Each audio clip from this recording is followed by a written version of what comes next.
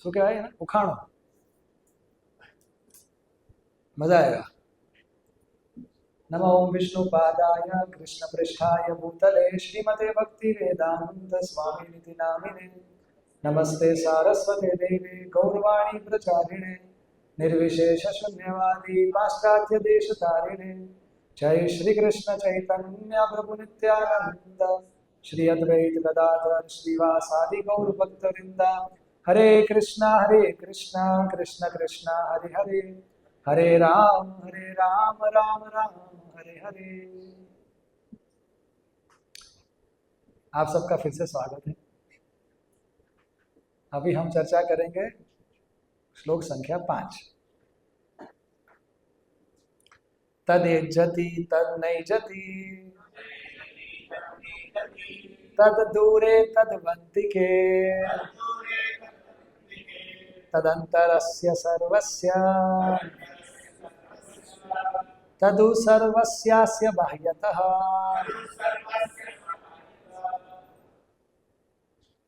तैयार हो जाइए. Typical style of the Upanishads. तत् मतलब वो ईश्वर परम सत्य चलते हैं एज्जति, और वो नहीं चलते हैं नैज्जति.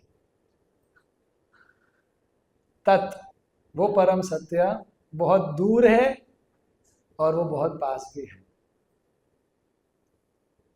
तद अंतः अस्य सर्वस्य, वो हर वस्तु के अंदर है, फिर भी वो सब कुछ से बाहर भी है. कैसा लगा? मजा जा रहा है. प्रभुपाद जी लिख रहे हैं और apparently contradictory statements.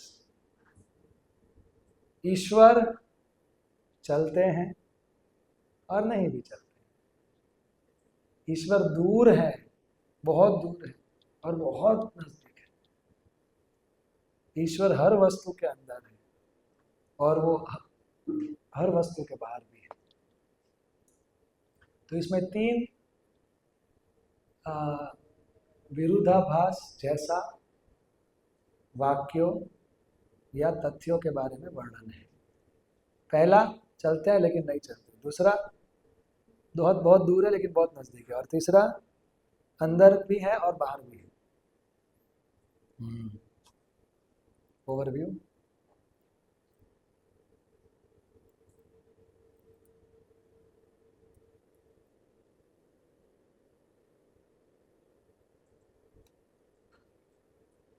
तो 9 पैराग्राफ में से 5 थीम्स हैं.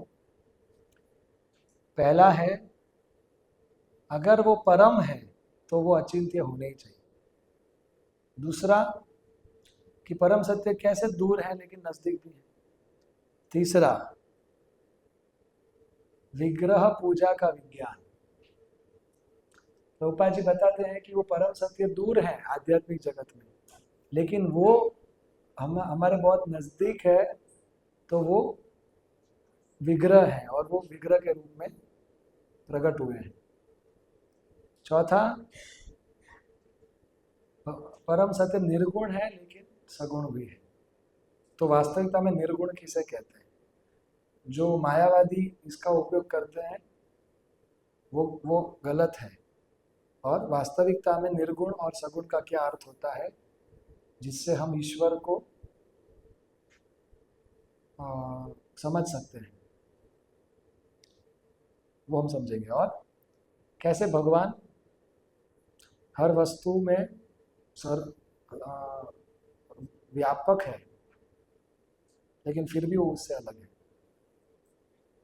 तो पहले भगवान अचिंत्य है, फिर तद दूरे तद्वंती के, उसमें फिर प्रभुपाद जी विग्रह पूजा के बारे में बता रहे. और अंतरस्य सर्वस्य तदु सर्वस्यास्य बाह्यता, वो लास्ट में प्रभुपाद बता रहे. अब सबसे पहले परम सत्य अगर परम है तो कुछ तो ऐसी वस्तुएं होंगी कि जो हम नहीं समझ पाएंगे, तो इट्स ओके, तो ही वो परम है। अगर हमारे बुद्धि हमारे लॉजिक से अगर हम सब कुछ परम सत्य के बारे में समझ जाएंगे, तो फिर हमारी बुद्धि परम हो गई, हमारा लॉजिक परम हो गया, परम सत्य फिर कैसे परम रहेगा? ऐसा हमारे आचार्य समझाते हैं कि कभी कभी परम सत्य का जब हम वर्णन सुनते हैं तो वो लॉजिकल नहीं लगता हमारी बुद्धि से। तो परम सत्य इलॉजिकल नहीं है, वो ट्रांस लॉजिकल है। मतलब ऐसा नहीं किया कि ऐसा नहीं होता है, वो इसका मतलब ये है कि मैं नहीं समझ पा रहा, ये लॉजिक के विज्ञान से ही परे है। मतलब क्या कि 3 स्टेज होते हैं, बीच वाला है लॉजिक। अगर कुछ बोगस वस्तु है कि जो लॉजिक के सामने खड़ी नहीं हो सकती, which cannot stand the scrutiny of logic, तो हम क्या बोलेंगे? ये तो गलत है क्योंकि ये लॉजिकल नहीं है। तो इस संसार की कुछ वस्तुएं हमें लॉजिकल नहीं लगती, तो लॉजिक का अपना यूटिलिटी है। लॉजिक पूरा वेदांत सूत्र और भगवत गीता लॉजिक के ऊपर है, हमारे लॉजिकल अंडरस्टैंडिंग के ऊपर है। वेदांत सूत्र न्याय विभाग में आता है, तो लॉजिक का अपना यूज है। लेकिन जब हम परम सत्य की बात करते, ईश्वर की बात करते, भगवान की बात करते, अगर वो कुछ चीज़ हमारे लॉजिक में फिट नहीं होती, तो मतलब लॉजिक भगवान के सामने खड़ा नहीं हो सकता। Logic can not stand in front of the absolute truth, इसलिए वो सुप्रीम एब्सोल्यूट ट्रूथ है। कुछ चीज लॉजिक के सामने खड़ी नहीं रह सकती, लेकिन कभी कभी लॉजिक भगवान के सामने खड़ा नहीं हो सकता क्योंकि वो परम है, लॉजिक परम नहीं है। So don't make logic into a secular God. Logic को दूसरा भगवान मत बनाइए, एक जो भगवान है उसी को भगवान रखो। मतलब अगर मेरे लॉजिक में आएगा समझ में, तो मैं भगवान को भगवान मानूंगा। तो मतलब आपके लिए लॉजिक भगवान, आपके लिए भगवान भगवान नहीं। तो दूसरे भगवान मत बनाइए, भगवान को ही भगवान रहने दीजिए। इसीलिए let logic be your minister, not your master. Logic मंत्री है, मालिक नहीं। लॉजिक हमें कुछ चीज़ों को समझने में मदद करता है, लेकिन ऐसा नहीं कि फिर जो लॉजिक बोले वो ही हम मानेंगे, भगवान जो बोलेंगे वो हम मानेंगे।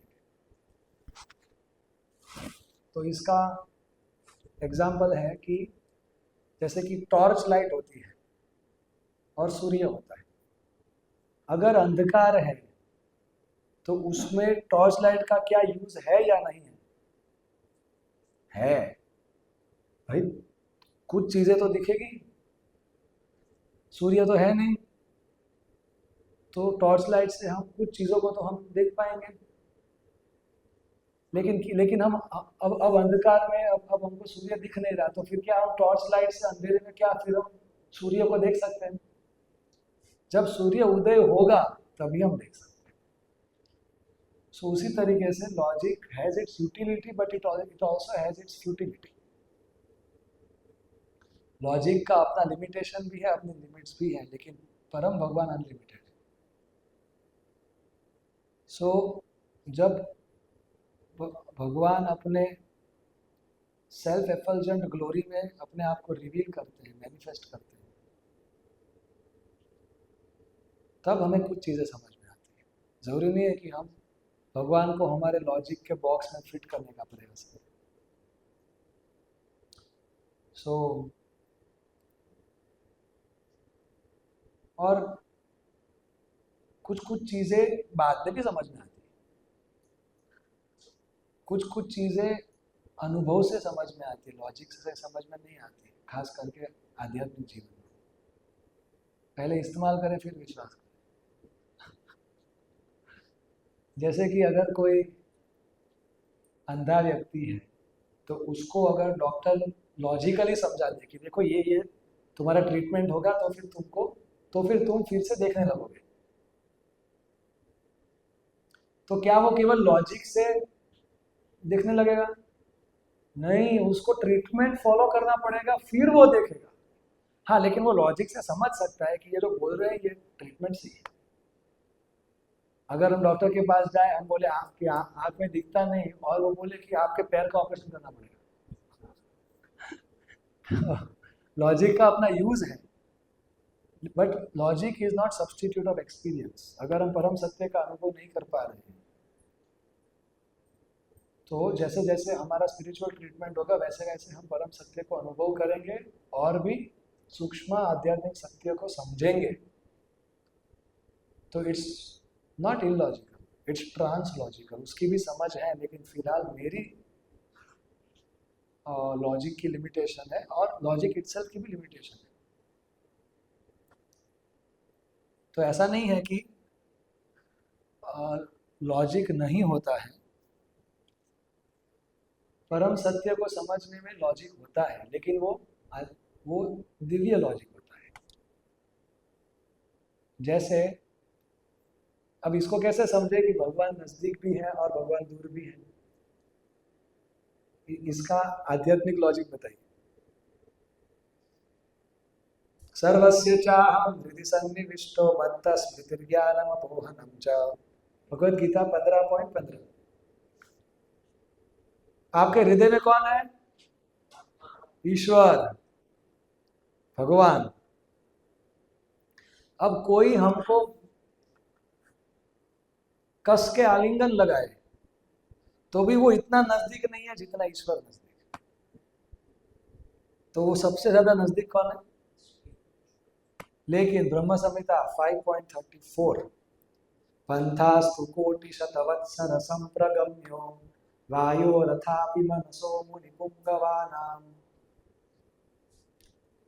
कि अगर पंथास्तु कोटि शतवत्सर संप्रगम्यो वायोरथापि मनसो मुनिपुंगवानाम, अगर मुनि लोग वायु और मन की गति से करोड़ों साल तक भी अगर भगवान तक पहुंचने का प्रयास करें, तो भगवान तो भूल जाइए, भगवान के शरीर की कांति को भी भूल जाइए, भगवान के चरण कमल के अग्रभाग से निकलते हुए किरण, सब की कांति का एक किरण को भी शायद वो अगर पहुंच पाए, उतने दूर है। तो गोलोक एवं निवसति अखिलात्म भूतम, भगवान ईश्वर आध्यात्मिक जगत में है और जो यहाँ से बहुत दूर है, लेकिन वो इस संसार में सर्वव्यापी है, हमारे दिल में है, तो वो सबसे नजदीक भी है। तो लॉजिक हुआ कि नहीं हुआ? हाँ, ऐसा नहीं कि लॉजिक नहीं है। और तदेजति तन नहीं जति, वो चलते भी हैं और वो नहीं भी चलते, उनकी आंखें हैं भी और नहीं भी। न तस्य प्रतिमा अस्ति, उनका रूप नहीं है लेकिन उनका रूप है भी। मतलब क्या? तो श्वेताश्वतर उपनिषद 3.19 में एक बहुत ही प्रसिद्ध श्लोक है जो प्रभुपाद जी गीता के 13.14 के तात्पर्य में कोट करते हैं। जब परमात्मा का वर्णन आता है कि परमात्मा की आंखें, कान, हाथ और पैर हर जगह पे, भगवद गीता में, उसके तात्पर्य में प्रभुपाद जी ये श्लोक कोट करते हैं कि अपाणिपादो जवनो गृहीता पश्यत चक्षुः सशृणोति अकर्णः। ये श्वेताश्वतर उपनिषद का श्लोक है। ये बता रहे हैं कि अपाणि पादो जवनो गृहीता, कि उनके हाथ नहीं है, लेकिन फिर भी अगर उनको कोई कहीं से भी अर्पण करते हैं तो वो उसको स्वीकार करते हैं। और उनके पैर नहीं है, लेकिन कोई उनको कहीं पे भी बुलाता है तो वो उधर तुरंत पहुंच जाता है। जवनो ग्रहीता पश्यति अचक्षु, पश्यति मतलब देखना, अचक्षु मतलब कि आंखें नहीं है। उनके आंखें नहीं है लेकिन फिर भी वो सब कुछ देखते हैं। और श्रृणोति अकर्णा, उनके कान नहीं है लेकिन फिर भी वो सब कुछ सुनते हैं। अब इसको कैसे समझे? तो इसीलिए इसको पैराडॉक्स बोलते हैं, इसको कॉन्ट्राडिक्शन नहीं बोलते। कॉन्ट्राडिक्शन मतलब दो विरुद्ध मतलब वाले वाक्यों को आप एक ही वाक्य में रख दो तो हम क्या बोलेंगे, ये तो गलत है। लेकिन कोई गहरा मतलब समझाने के लिए दो विरुद्ध आभास लगने जैसे वाक्यों को एक साथ रख दो, उसको पैराडॉक्स बोलते हैं। मतलब जैसे the least corrected papers are the most correct. जिन एग्जाम के पेपर्स में सबसे कम करेक्शन होता है वही सबसे करेक्ट होते हैं। The least corrected papers are the most correct. तो ये दिखने में ये एक दूसरे के कॉन्ट्रारी है, कॉन्ट्राडिक्टरी है, लेकिन ये हमें सोचने पे मजबूर कर रहा है कि अगर ये सही है तो मतलब कोई और गहरा मतलब है इसका, कि जिसने लिखा है उसने बहुत अच्छा लिखा, ये इसका मतलब, ये वो गुह्य सत्य है। तो उसी तरीके से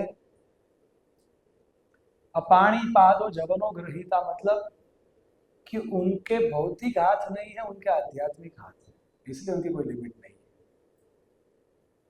लिमिटेशन नहीं है। उनकी ये भौतिक आंखें नहीं है, वो आध्यात्मिक आंखें हैं।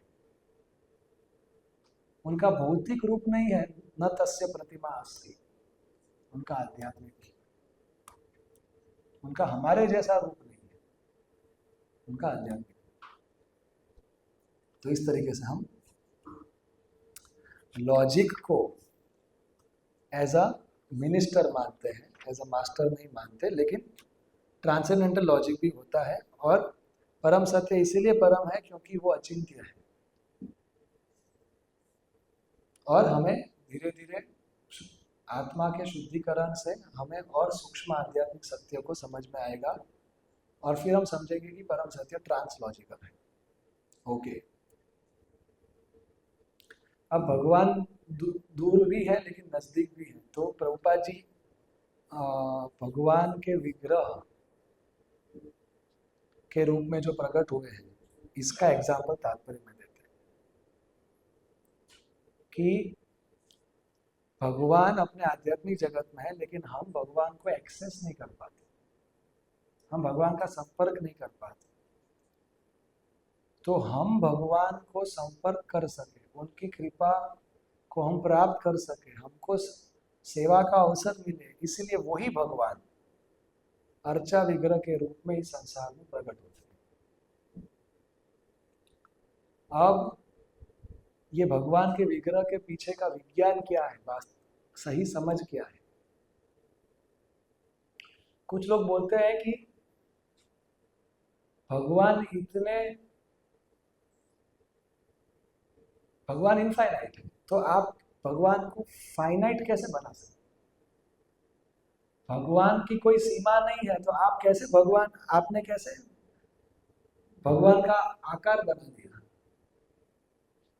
तो भगवान वही है कि जिसकी मूर्ति नहीं बन सकती, और इसीलिए फिर अगर कोई मूर्ति है तो उसको तोड़ दो, फिर अब मूर्ति से परे जो निराकार भगवान है, महान भगवान है, अनलिमिटेड भगवान है, आप उन तक पहुंच पाओगे। ऐसे कुछ धर्म वाले लोग भी मानते हैं।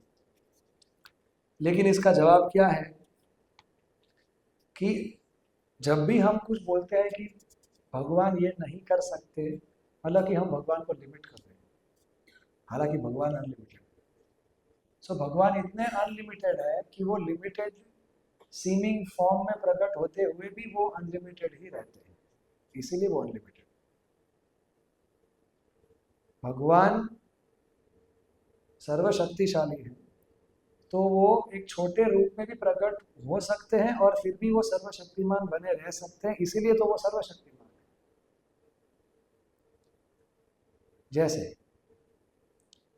पिल्लाई लोकाचार्य, इसके पहले के लेक्चर में मैंने बताया था कि सीता का किडनैप किया था रावण ने, तो उसका मेटाफोरिकल मीनिंग वो पिल्लाई लोकाचार्य ने नहीं, वो वेदांत देशिका जी ने दिया था। वो मुझसे नाम में गलती हुआ था।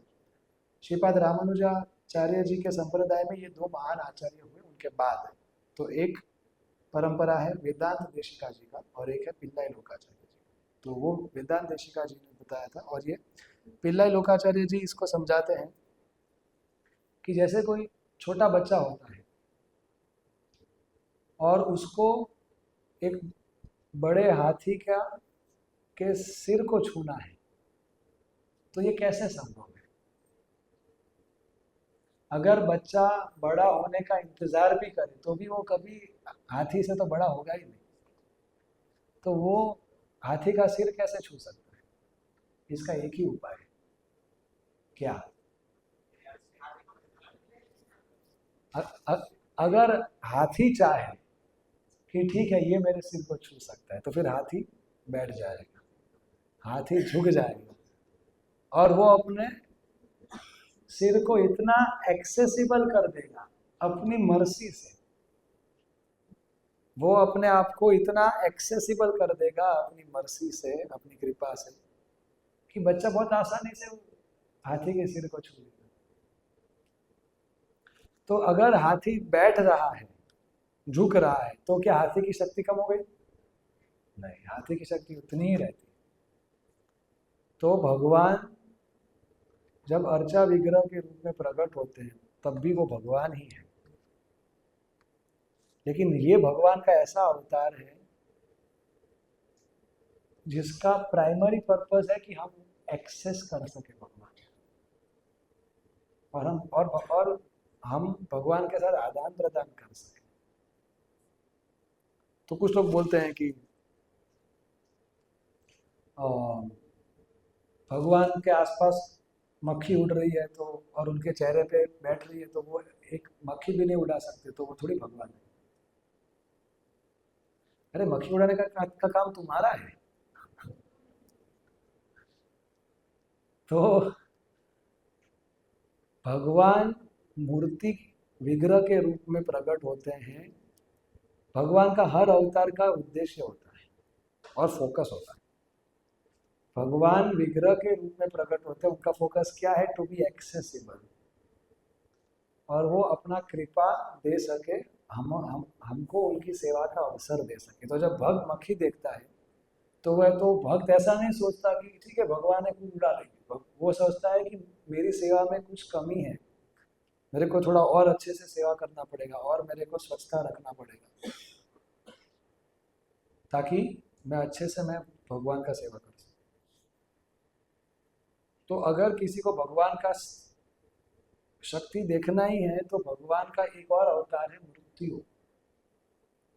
अगर आपको भगवान का ओमनीपोटेंस देखना है तो जब भगवान मृत्यु के रूप में आते हैं, कोई बच नहीं सकता। तो तब भगवान का उस रूप में आने का फोकस और पर्पस फिक्स है कि अपना नास्तिकों को शक्ति दिखाना है कि तुम कोई भी हो, तुमको मरना पड़ेगा। तो अब तो तुम मानोगे ना कि तुम भगवान नहीं हो, मैं भगवान हूं। और अगर भगवान इस संसार में प्रकट होते भी हैं तो इस संसार के तत्वों के माध्यम से ही प्रकट होते हैं। जैसे कि शास्त्र है, तो शास्त्र भी भगवान की वाणी है, शास्त्र भी दिव्य है। लेकिन अगर कोई बोले कि हम आपके शास्त्र को जला देंगे, तो इसका मतलब ये कि भाई आपके शास्त्र आध्यात्मिक नहीं है, वो तो भौतिक है, क्योंकि देखो वो भी तो जल रहे हैं।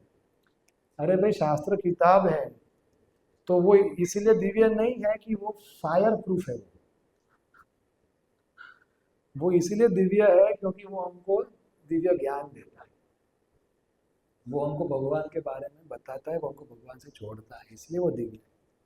तो जैसे शास्त्र को अगर कोई जला दे तो भी वो ना शास्त्र भौतिक है और ना शास्त्र नष्ट हो गए। उसी तरीके से जब भगवान पत्थर के रूप में प्रकट होते हैं तो जो भी भौतिक असर भौतिक तत्वों के ऊपर आना है वो आएगा, लेकिन इसका मतलब ये नहीं कि वो भौतिक है, क्योंकि वो हमें भगवान की कृपा को एक्सेस कराता है, इसीलिए वो दिव्य है। और प्रभुपाद जी इसका शास्त्रिक लॉजिक देते थे कि जैसे कोई इलेक्ट्रिशियन होता है तो वो उसी बिजली से गीजर भी चला सकता है और वो फ्रिज भी चला सकता है, वो पानी को गर्म भी कर सकता है और वो पानी को ठंडा भी कर सकता है उसी बिजली से। उसी तरीके से भगवान की शक्ति है, तो दोनों शक्ति भगवान की ही है, अंतरंग शक्ति और बहिरंग शक्ति, आध्यात्मिक शक्ति और भौतिक शक्ति। तो भगवान भौतिक को आध्यात्मिक कर सकते हैं और आध्यात्मिक को भौतिक कर सकते हैं। तो भगवान पत्थर के माध्यम से भी भगवान के रूप में काम कर सकते हैं, क्योंकि वो भी भगवान की ही शक्ति है।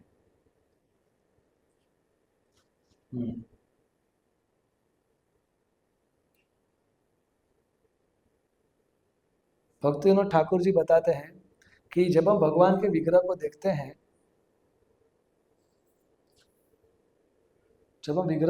हैं, तो ये देखने के 3 लेवल होते हैं, जड़मय, मनोमय और चिन्मय।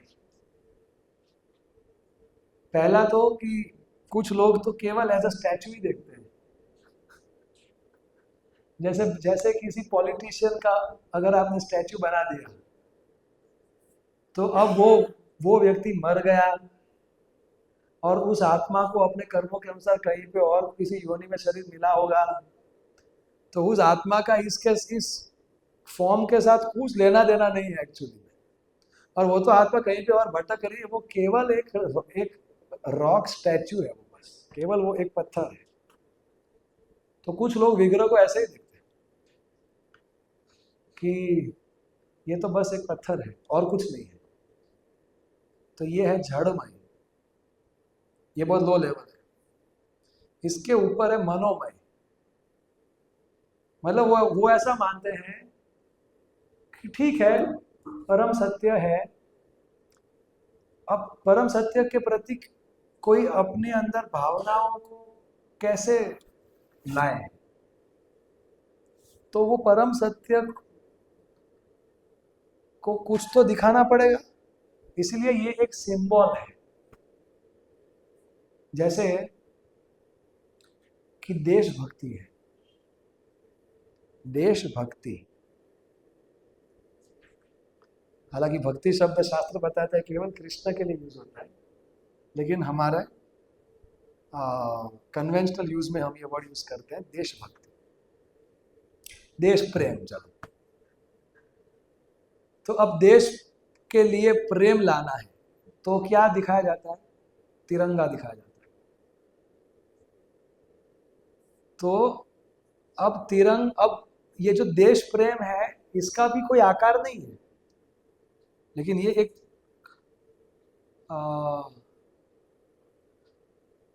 फीलिंग है, ये एक इमोशन है, ये एक भावना है, और उसको लाने के लिए ये एक सिंबल बना दिया है।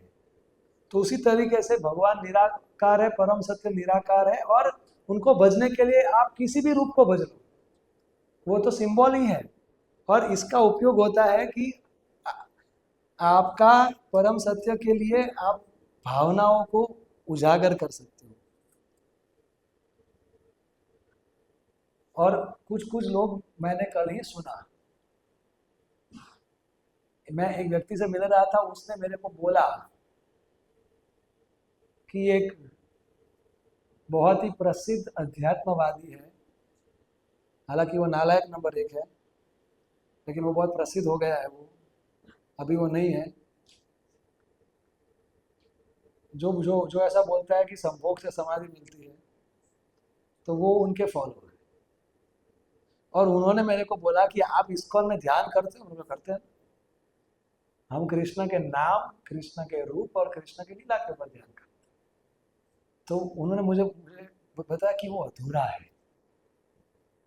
मैंने बोला तो क्या करना पड़ेगा पूरा करने के लिए, बताओ मेरे को।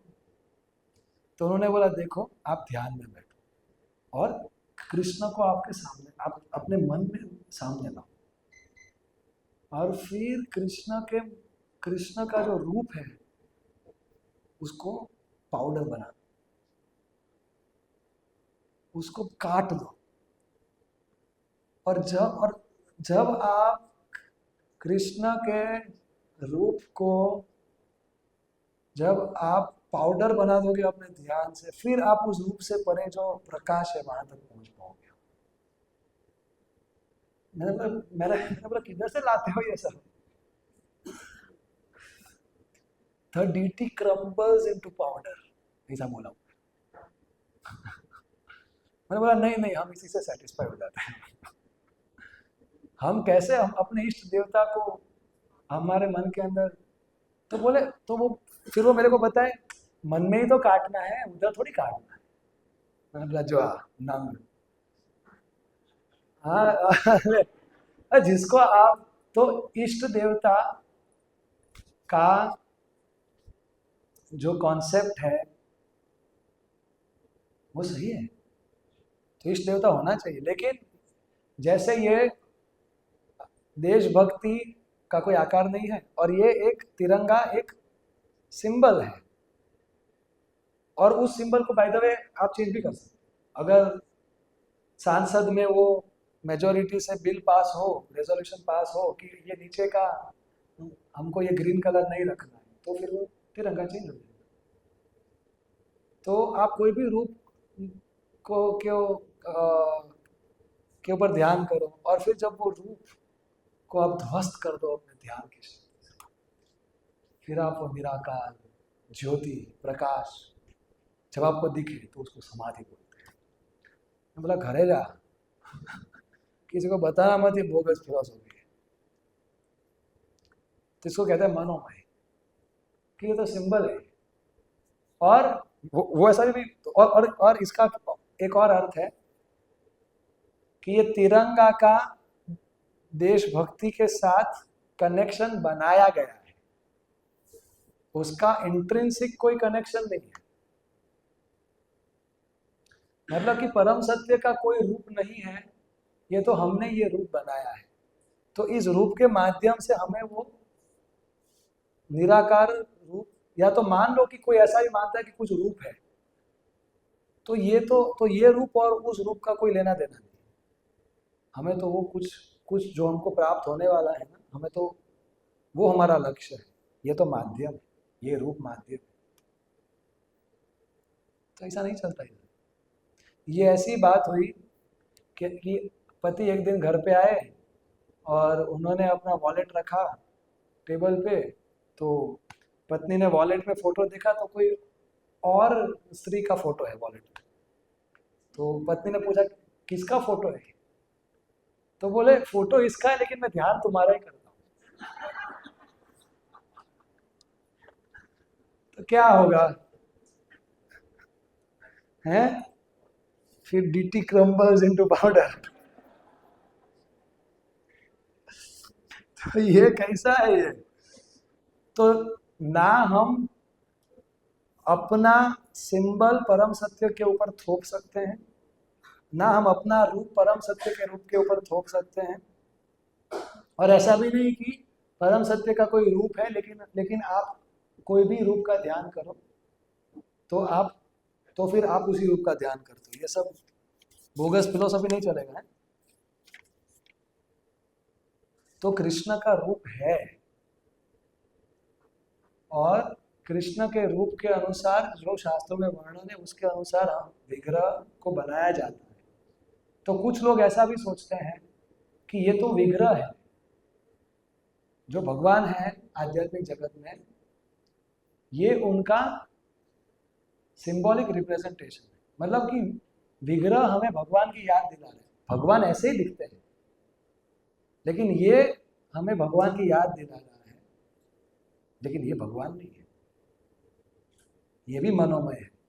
ये सब बोगस है तो अच्छा है, लेकिन ये भी मनोमय में ही आता है। चिन्मय मतलब कि ये विग्रह ही भगवान है, भगवान ही विग्रह है और विग्रह ही भगवान है। मतलब क्या?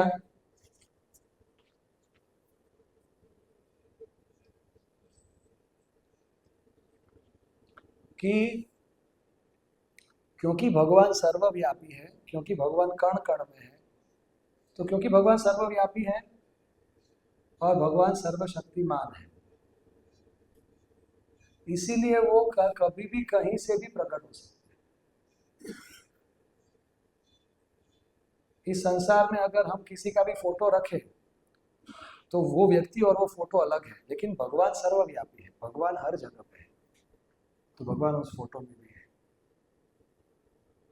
और अगर शास्त्रों के अनुसार अगर मैं वो रूप बनाता हूँ कि जो भगवान का रूप है, और फिर जब मैं प्राण प्रतिष्ठा करके जब मैं भगवान को प्रार्थना करता हूँ और जब मैं भगवान को आमंत्रित करता हूँ, तो उस पत्थर में भगवान का आगमन होता है, और फिर वो पत्थर नहीं, फिर वही भगवान है।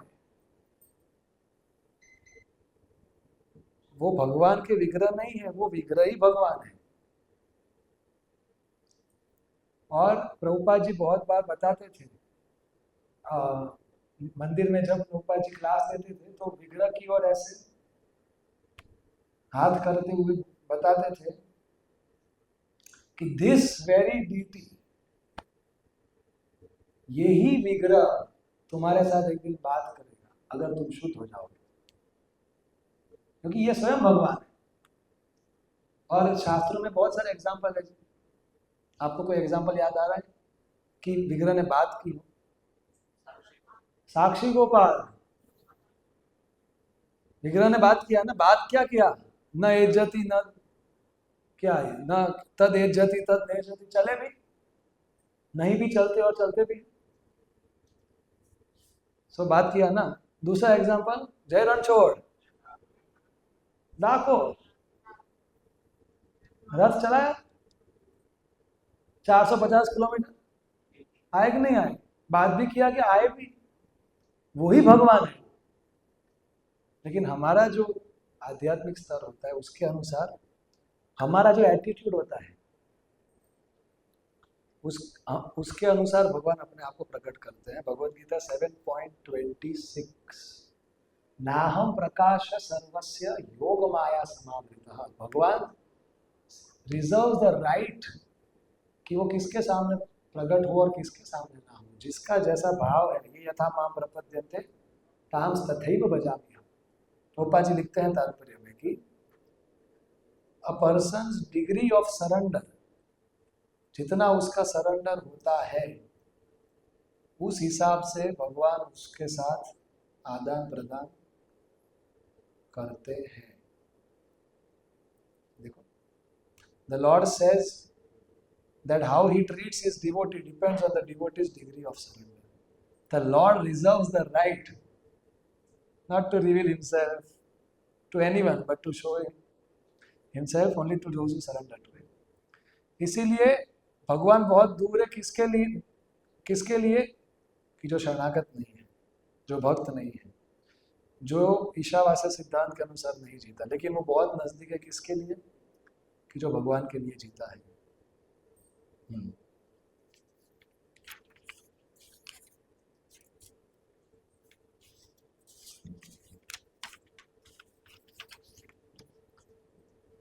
फिर आगे प्रभुपाद जी बता रहे हैं निर्गुण और सगुण के बारे में।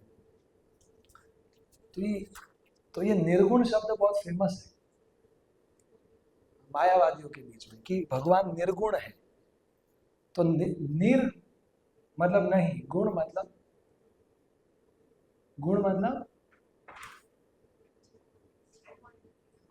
क्वालिटीज, और गुण का और भी एक अर्थ होता है कि जो वैष्णव आचार्य देते हैं, मोड्स ऑफ मटेरियल नेचर, प्रकृति के 3 गुण, वो भी तो गुण है। लेकिन ये मायावादी लोग क्या बोलते हैं कि निर्गुण मतलब कि परम सत्य वो है जिसके अंदर कोई गुण नहीं है। तो जो निर्गुण है वो परम सत्य है और परम सत्य निर्गुण है। तो मतलब जब हम बोलते हैं कि परम सत्य में कोई गुण नहीं है, तो हमने परम सत्य को जीरो बना दिया। We reduce the absolute truth to absolute nothing. लेकिन अगर हम मायावादियों को पूछे, निराकारवादियों को, तो हम ये भी तो बोल सकते हैं कि निराकार भी तो एक गुण है। वो बोलते हैं कि एक शुद्ध चेतना है बस ब्रह्मा। तो शुद्ध भी तो एक गुण है, अनलिमिटेड अनंत है, पर ब्रह्म निराकार अनंत है, तो अनंत भी तो एक गुण है, क्वालिटी है। सो हमारे वैष्णव आचार्य बलदेव विद्याभूषण जी बताते हैं कि ये लॉजिकल नहीं है। निर्गुण का मतलब विदाउट क्वालिटीज, ये उतना लॉजिकल नहीं है जितना लॉजिकल है कि परम सत्य प्रकृति के 3 गुणों से मुक्त है। ये ज्यादा लॉजिकल है कि संसार का जो भौतिक प्रभाव है उससे वो मुक्त है, इसलिए वो परम है। सो परम सत्य वो है कि जो निर्गुण है, मतलब कि वो भौतिक प्रकृति के 3 गुणों से परे है। और ये शास्त्रों के दृष्टिकोण से भी ये ज्यादा लॉजिकल दिखता है। 838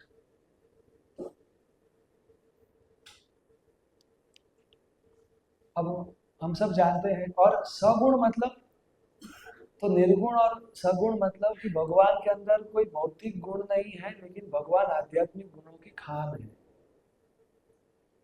सगुण मतलब, निर्गुण मतलब कि भगवान तीनों गुणों से परे हैं, और सगुण मतलब कि भगवान आध्यात्मिक गुणों से युक्त है, जिससे वो अपने भक्तों के साथ प्रेममय लीलाओं का आदान प्रदान करते हैं। अब हम सब ये लीला जानते हैं गजेंद्र जी की। इसके अंदर गजेंद्र भी नहीं जानते कि वो परम सत्य क्या है, लेकिन गजेंद्र जी को अपने पिछले जन्म की स्मृति से कुछ अपनी स्तुतियां, अपने भजन, कुछ उनको आध्यात्मिक सत्य याद आते हैं, तो वो प्रार्थना करते हैं कि जो परम सत्य ऐसे हैं वो मेरी रक्षा करें। तो बता रहे हैं गजेंद्र जी अभी प्रार्थना कर रहे हैं, अभी अभी आए नहीं भगवान, अब जो परम सत्य होगा वो आएगा। तो परम सत्य के बारे में इस श्लोक के अंदर क्या बता रहे हैं, जो हमारा फोकस है, न विद्यते यस्य च जन्म कर्म वा न नाम रूपे गुण दोष एव वा। मतलब कि परम सत्य वो है कि जिसका जन्म, जिसका कर्म, जिसका नाम, जिसका रूप, जिसका गुण हम समझ नहीं सकते,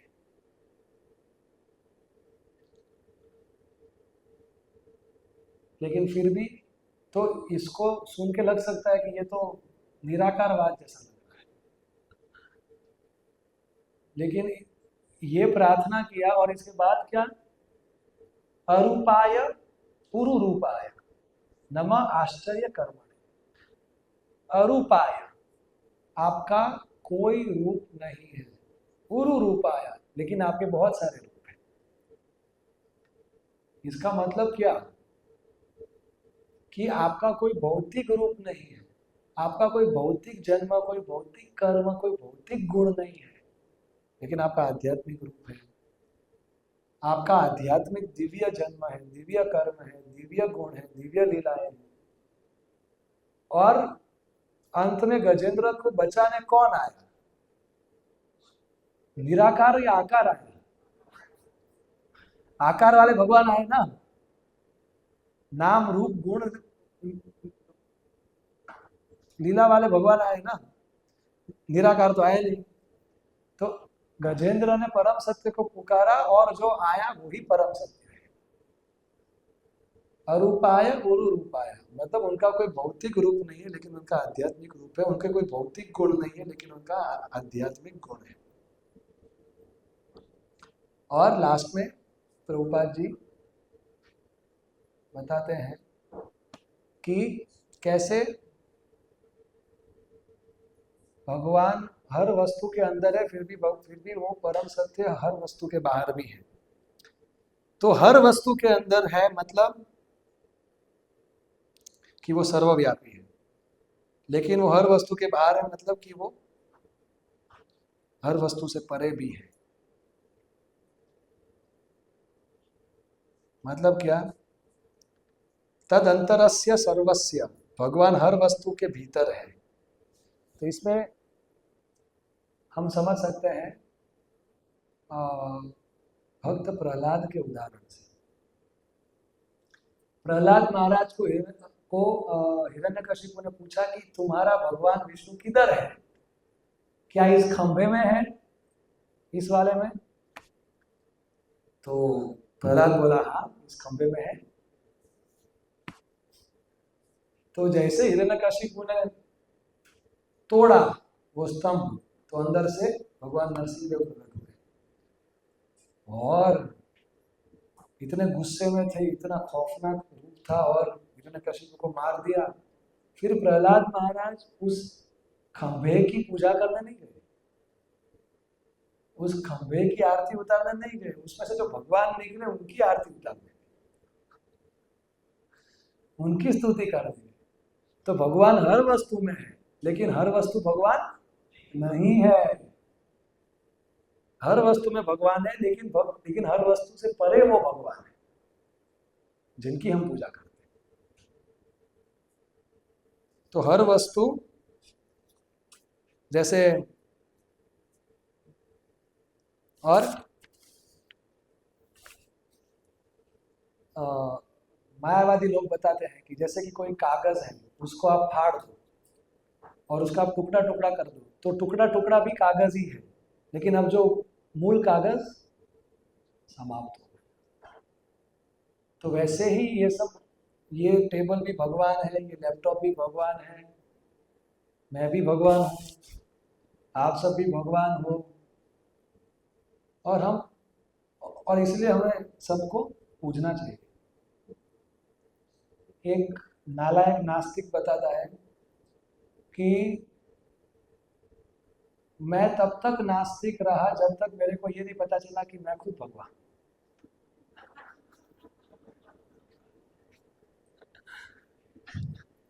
क्योंकि भगवान तो एक प्रकाश है, एक शक्ति है, तो मेरे अंदर भी तो प्रकाश है, मेरे अंदर भी तो शक्ति है, तो ये मेरे को मालूम पड़ गया।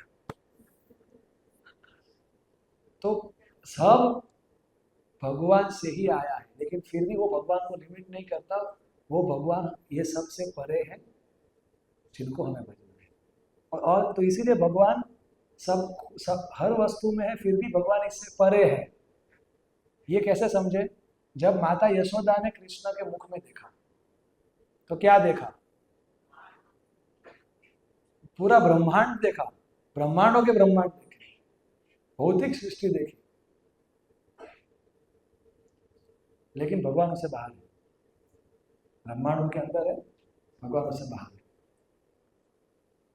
सो भगवद गीता में 7.19 में जो श्लोक है, बहुनाम जन्मनाम अन्ते ज्ञानवान माम प्रपद्यते वासुदेव सर्वमिति समाहारमस्तु। मतलब बहुत जन्मों के बाद जो ये समझता है कि वासुदेव ही सब कुछ है, वो भगवान वासुदेव को शरणागत होता है, वो सब कुछ को शरणागत नहीं होता। तो भगवान हर वस्तु के अंदर है, फिर भी भगवान हर वस्तु के परे है। परम सत्य, absolute truth pervades everything, yet he transcends everything. तो प्रभुपाद जी तात्पर्य में बहुत अच्छी तरीके से कंक्लूड करते हैं, the fact is that there is nothing but God within and without. वास्तविक तथ्य ये है कि अंदर और बाहर भगवान के अलावा कुछ है ही नहीं, और हर वस्तु भगवान की ही शक्तियों का विस्तार है। इसीलिए वो एक तरीके से भगवान हर वस्तु में है, लेकिन फिर भी भगवान अपने व्यक्तिगत स्वरूप में, आध्यात्मिक जगत में अपने भक्तों के साथ अनंत प्रेम का आदान प्रदान करते हैं और असीमित प्रेम का आनंद लेते हैं और देते हैं, और वो परम सत्य भगवान को हमें शरणागत होना है और हमें उनका भक्ति करना है। हरे कृष्णा कृष्णा कृष्णा हरे हरे, हरे राम राम राम हरे हरे।